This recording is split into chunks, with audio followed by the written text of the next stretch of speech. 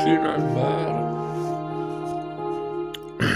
Mi dia un cappuccino da portarmi. 1,25. Ed è già 4, 5 euro.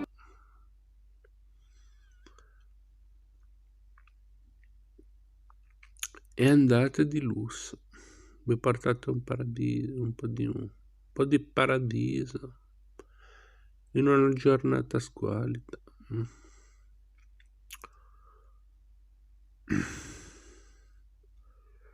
Bene, di libri, sapete, ne sono stati fatti tanti.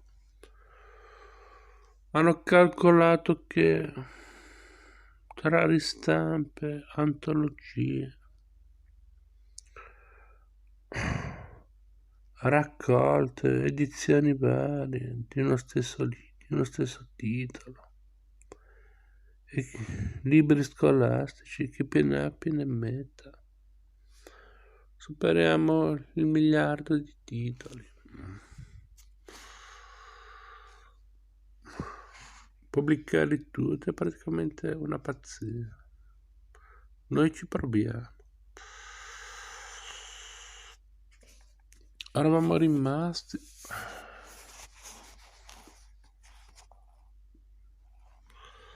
sapete, pensare in grande significa essere anche un po' mezzi pazzi.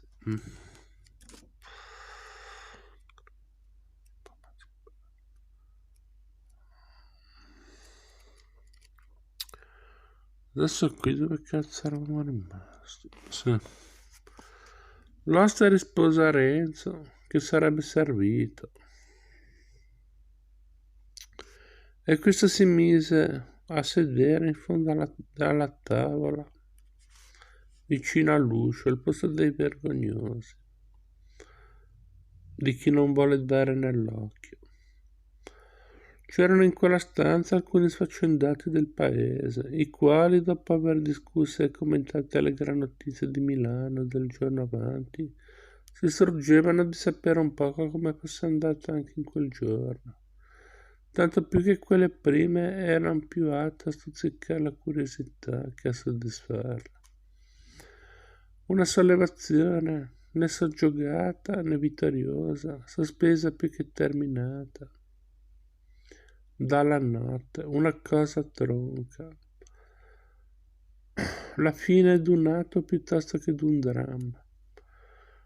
Un di coloro si staccò dalla brigata e s'accostò al sopravvivato e gli domandò se venisse da Milano. Io, disse Renzo sorpreso per prender tempo a rispondere. Voi, se la domanda è lecita.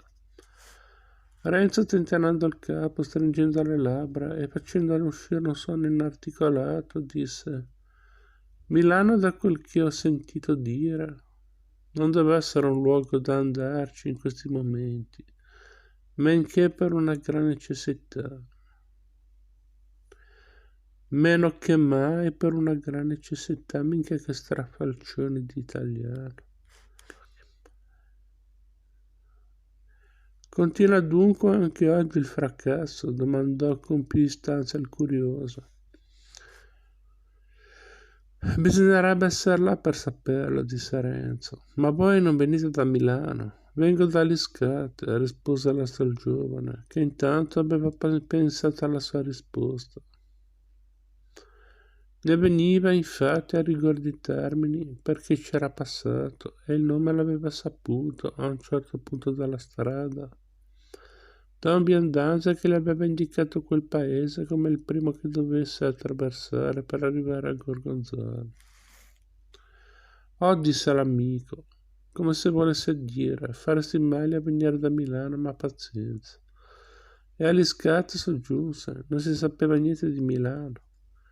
Potrebbe essere benissimo che qualcuno là sapesse qualcosa, rispose il montanaro. Ma io non ho sentito dir nulla. E queste parole le proferì in quella maniera particolare che par che voglia dire ho finito. Il curioso ritorna al suo posto. E un momento dopo l'oste viene a mettere in tavola. Quanto c'è di qui all'Adda? Gli chiese Renzo.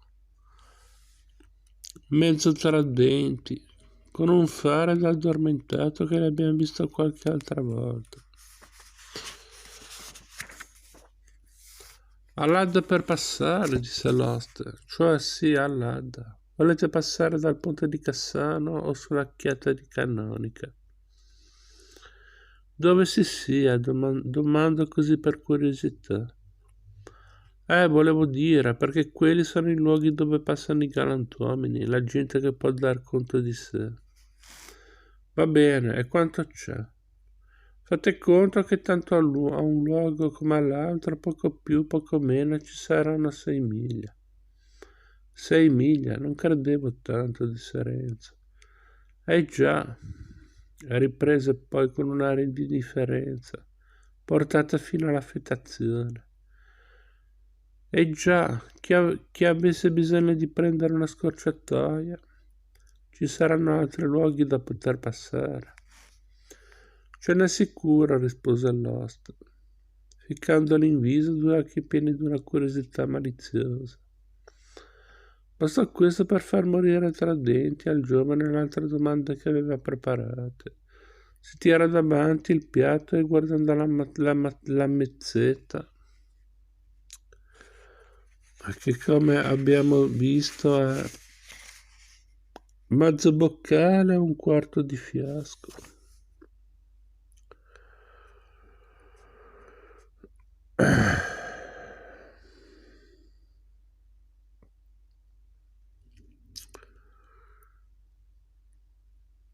E guardando la mezzetta che l'oste aveva posata insieme con quella sulla tavola disse: il vino è sincero.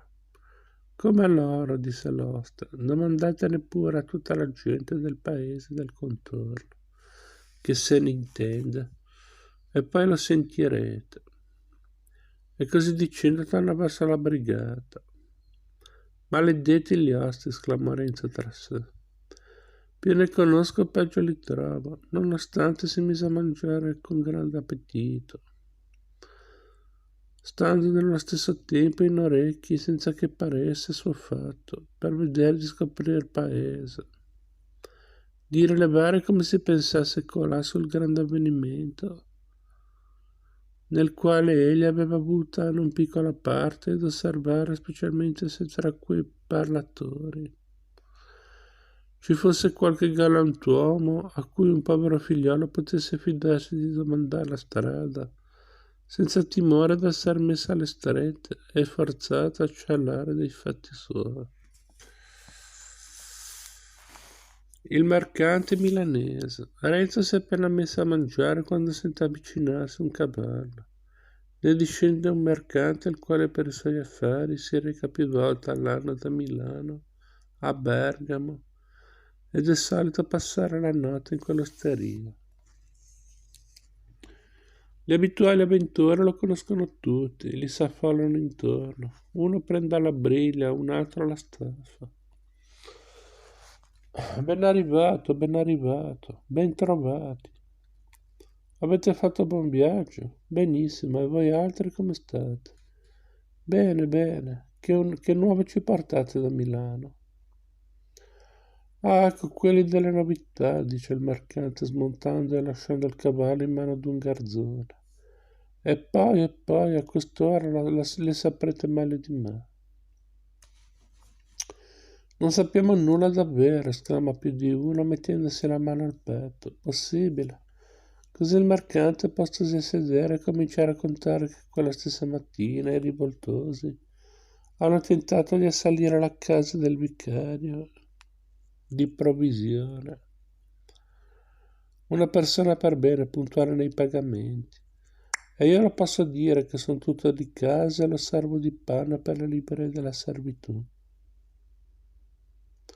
Meno male, aggiunge, che trovarono la strada chiusa con travi e con carri e dietro quella barricata una bella fila di soldati spagnoli, con gli archibugi spianati per riceverli come si meritavano.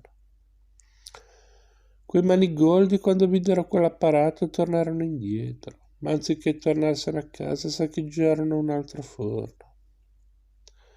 Il mercante, elaborando un po' di fantasia su ciò che è accaduto, dice poi che a trattenere più risorse aveva contribuito alla notizia che erano stati compiuti parecchi arresti e che i più birboni sarebbero stati impiccati. A questo punto, deformando la verità, viene a parlare di Renzo, naturalmente senza poter immaginare che il poveretto lo stia ascoltando.